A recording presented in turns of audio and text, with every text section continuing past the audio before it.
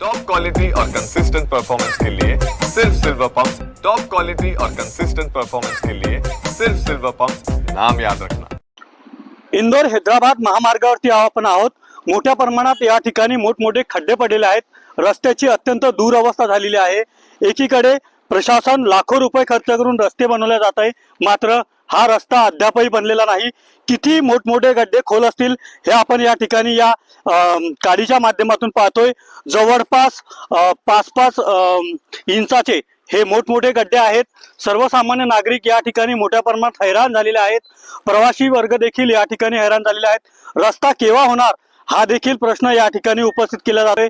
सर्व रस्ता हा शेती रस्त्यासारखा रस्ता राष्ट्रीय महामार्ग झालेला आहे। या ठिकाणी अशा प्रकारे या रस्त्याची दुरवस्था झालेली आहे।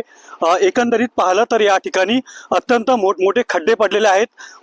केंद्रीय मंत्री रक्षा खडसे यांचा हा मतदारसंघ आहे आणि या मतदारसंघातच रस्त्यात मोठमोठे खड्डे पडलेले आहेत।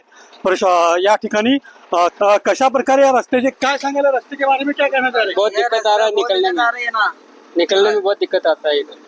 कहाँ जा रहे हैं आप? भिलवाड़ा जा रहे हैं, राजस्थान। रस्ते के बारे में रास्ता बढ़िया बनाना चाहिए, रास्ता और कंप्लीट होना चाहिए।